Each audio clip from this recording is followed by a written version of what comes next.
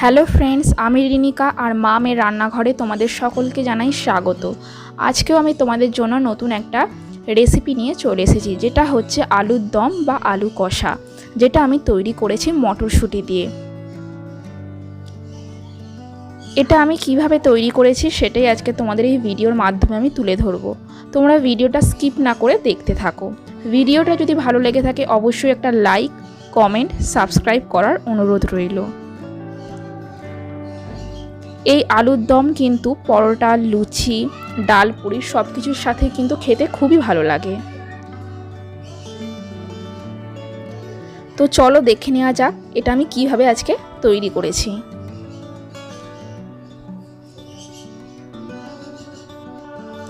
দেখো, এখানে আমি একটা বড় সাইজের টমেটো কুচি করে নিয়েছি, একটা পেঁয়াজ কুচি করে নিয়েছি, বেশ অনেকটা পরিমাণে ধনিয়া পাতা কুচি করে নিয়েছি, কড়াইশুঁটি আমি ছাড়িয়ে রেখে দিয়েছি।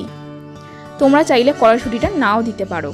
এখানে আমি ডুমো ডুমো করে আলু কেটে রেখেছি, যেহেতু আলুর দম করব, আলুটা একটু বড় বড় করে কাটলেই কিন্তু দেখতেও ভালো লাগে। এখানে আমি বেশ অনেকটা পরিমাণে আদা বাটা করে নিয়েছি আর রসুন বেটে নিয়েছি। এবারে আমি গ্যাস অন করে কড়াই বসিয়ে দেব। কড়াই গরম হলে এতে আমি পরিমাণ মতো সর্ষের তেল দেবো। তোমরা চেষ্টা করো আলুর দমটা কিন্তু সর্ষের তেলে করার। সর্ষের তেলে করলে স্বাদটা খুব ভালো আসবে।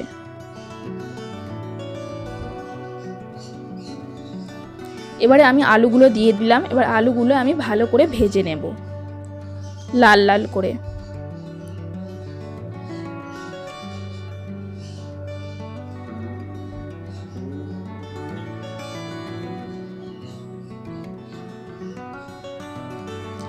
এখানে আমি অল্প পরিমাণে একটু লবণ দিয়ে দিলাম, যাতে আলুটা ভালোভাবে সিদ্ধ হয়ে যায়। এখন আপাতত লবণ দিচ্ছি, পরে আমি আবার লবণ অ্যাড করব।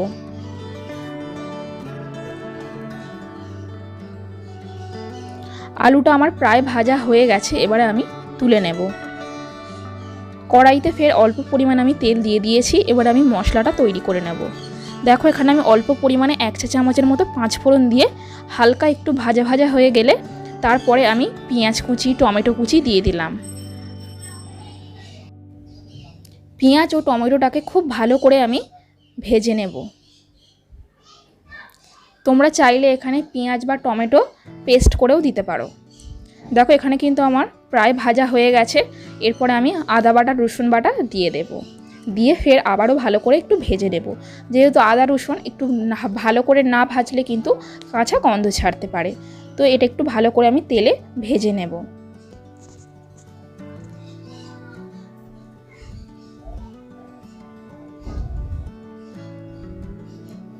আর যখন এটা আমি ভাজবো তখন কিন্তু গ্যাসটা একদম লো ফ্লেমে করে দেবো, নাহলে কিন্তু সব মশলা পুড়ে যাবে। এখানে আমি 1 চা চামচের মতো হলুদ গুঁড়ো দিয়ে আবারও ভালো করে কষিয়ে নেব। আলুর দমে যা যা লাগে, হলুদ গুঁড়ো, লঙ্কা গুঁড়ো, কাশ্মীরি লঙ্কা, তোমরা চাইলে কাশ্মীরি লঙ্কা দিতেও পারো, নাও দিতে পারো, এটা কালারের জন্য। ধনিয়া গুঁড়ো, জিরে গুঁড়ো তো অবশ্যই আছে।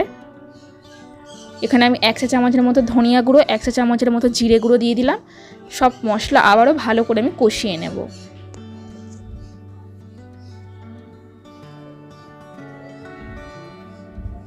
তারপর আমি ধনিয়া পাতাও দিয়ে দিয়েছিলাম। আবারও একটু অল্প জল দিয়ে আমি কষিয়ে নেব। তোমরা চেষ্টা করো সব কিছু রান্না একটু গরম জলের করার, তাহলে স্বাদটা কিন্তু খুব ভালো আসবে।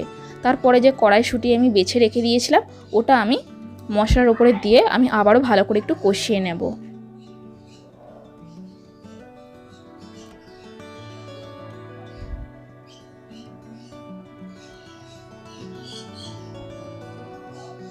তারপর আমি অল্প পরিমাণে জল অ্যাড করে আবারও ভালো করে আমি কষিয়ে নেব। এতে আমি অল্প অল্প করে জল দিচ্ছি আর ভালো করে মশলাটাকে আমি কষিয়ে নিচ্ছি। আমার মশলা থেকে তেল ছেড়ে দিতে তারপরে কিন্তু আমি আলুগুলো সব তুলে দিলাম, যে আলুগুলো আমি ভেজে রেখেছিলাম। এবার সব কিছু ভালো করে আমি মিক্স করে নেব।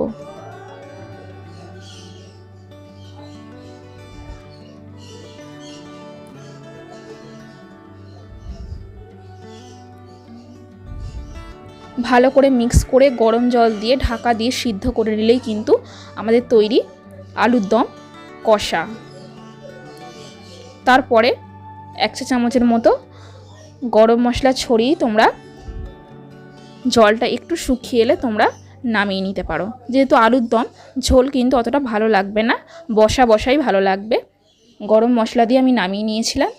এখন দেখো প্রায় আমার আলুর দম কিন্তু একদম তৈরি হয়ে গেছে। কেমন লাগছে অবশ্যই জানিও। ভিডিওটা যদি ভালো লেগে থাকে অবশ্যই লাইক, কমেন্ট, সাবস্ক্রাইব করার অনুরোধ রইল।